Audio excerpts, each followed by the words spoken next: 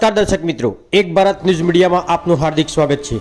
વડાલીમાં દૂષિત પાણીને લઈને કલેક્ટર પહોંચ્યા સિવિલની મુલાકાતે। વડાલી નગરપાલિકા વિસ્તારમાં છેલ્લા કેટલાક મહિનાથી પીવા તેમજ વપરાશ માટેના પાણીની સમસ્યાઓ સૌથી મોટા રોગચાળાનું મુખ્ય કારણ બની છે। નગરપાલિકા વિસ્તારમાં દૂષિત પાણીને પગલે મહિલાઓ, બાળકો સહિત વૃદ્ધો માટે કોલેરા, પીળીઓ, કમળા જેવી ગંભીર બીમારીઓએ લોકોની ચિંતામાં વધારો કર્યો છે। કોલેરા, પીળીઓ, કમળાના કેસો નોંધાયા બાદથી આળસુ તંત્ર દોડતું થયું છે। તેમજ જિલ્લા કલેક્ટર, પ્રાંત સહિતના અધિકારીઓ વડાલીમાં પહોંચી તપાસ હાથ ધરી છે। વડાલી નગરપાલિકા વિસ્તારમાં છેલ્લા કેટલાક મહિનાઓથી દૂષિત પાણીને પગલે સ્થાનિક લોકો ત્રાહિમામ પુકારી ઉઠ્યા છે। વડાલી નગરપાલિકા વિસ્તારના સત્તાધીશો તેમજ જવાબદાર અધિકારીઓ સામે લેખિત, મૌખિક રજૂઆતો તેમજ વિરોધ બાદ પણ શહેરમાં પીવા અને વપરાશ માટેનું પાણી દૂષિત આવવાને કારણે રોગચાળો વકર્યો છે। ખાસ કરીને પાલિકાના અલગ અલગ વિસ્તારોમાં કોલેરા, પીળીઓ, કમળા જેવા રોગોના કેસો નોંધાયા બાદથી આળસુ અધિકારીઓ ઓફિસ છોડી પ્રજાના ઘરે ફિલ્ડથી કામગીરીમાં દોડતા થયા છે। દૂષિત પાણીના કારણે બાળકોમાં રોગચાળો વકર્યો છે, જેને લઈ બાળકોને સરકારી તેમજ ખાનગી હોસ્પિટલોમાં સારવાર અર્થે દાખલ કરવામાં આવ્યા છે।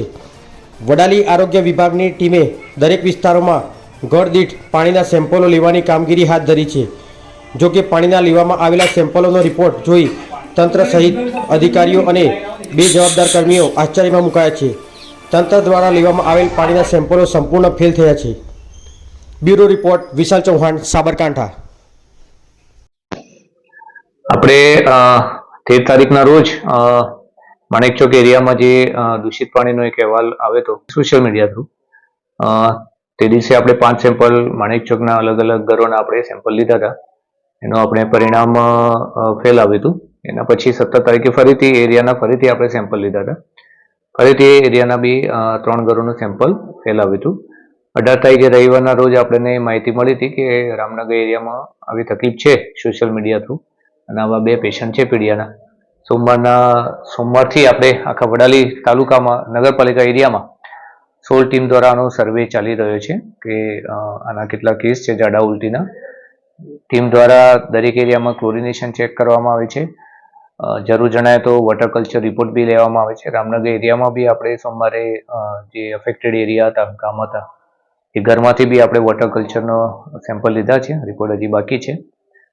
સોમવારથી આજ દિન સુધી આપણે રેગ્યુલર એનો સર્વે ચાલુ જ છે અલગ અલગ ટીમ દ્વારા, અને એનો સર્વે આગામી દિવસોમાં બી ચાલુ જ રહેશે। અને એને કલેક્ટર સાહેબશ્રી આજે આપણી સંસ્થાની મુલાકાત બી લીધી હતી આ માટે, અને આપણને જે જરૂરી સૂચનો હતા કે રોજે રોજ આના સેમ્પલ લેવાના છે અલગ અલગ એરિયામાં, અને આની સર્વેની કામગીરી બી નિયમિત ધોરણે થાય એના માટે બી સૂચન આપેલું છે। હાલની તારીખમાં એવા કોઈ શંકાસ્પદ કેસો જે પીડિયા કે આપણે ટાઇફોઇડ એવા મળેલા નથી। કોઈ બી એવું પેશન્ટ હોય છે આપણે તાવનું, તો એનું બી આપણે ટેસ્ટિંગ કરાવી દઈએ છીએ ટાઇફોઇડને એના માટે, પણ હાલ પૂરતું એવું કોઈ રોગચાળાની સ્થિતિ લાગતી નથી। 12 જાન્યુઆરીના રોજ વડાલી નગરપાલિકા વિસ્તારમાં દૂષિત પાણી આવવાના અહેવાલ સોશિયલ મીડિયા તેમજ ગ્રામજનો દ્વારા મળેલ હતા। તે અંગે અમે તાત્કાલિક નગરપાલિકાની ટીમ, ચીફ ઓફિસર તેમજ પ્રમુખશ્રીને સાથે રાખી આવા વિસ્તારોની મુલાકાત લેવામાં આવેલી હતી। જ્યાં જ્યાં પાણીના પંક્ચર થયેલ હતા તે રિપેર કરવામાં આવેલ, તેમજ રિપેર કરવાની કામગીરી ચાલુ રખાવી તે વિસ્તારોમાં દૂષિત પાણી ના આવે, દૂષિત પાણીનો જ્યાં સુધી પુરવઠો ચાલુ ન રહે તે માટે ટેન્કર દ્વારા પાણી આપવામાં આવેલ, શુદ્ધ પાણી પૂરું પાડવામાં આવેલ, તેમજ તાલુકા હેલ્થ ઓફિસર દ્વારા જોડે રાખી તેનું ક્લોરિનેશન કરવામાં આવેલ, દરેક વિસ્તારોનું સેમ્પલિંગ કરવામાં આવેલ છે, તેમજ પાણીના પણ સેમ્પલ લેવામાં આવેલ છે।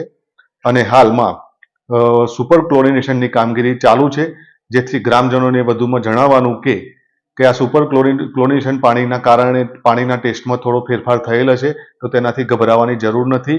આ એક પ્રક્રિયાનો ભાગ છે, જેના કારણે પાણીનો ટેસ્ટ એટલા સમય પૂરતો રહેશે, એટલે ગભરાવાની જરૂર નથી।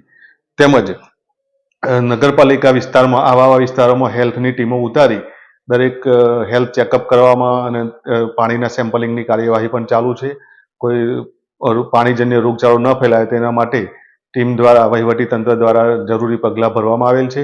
તેમજ પાણી સમયસર મળી રહે એ પણ ધ્યાન રાખવામાં આવેલ છે।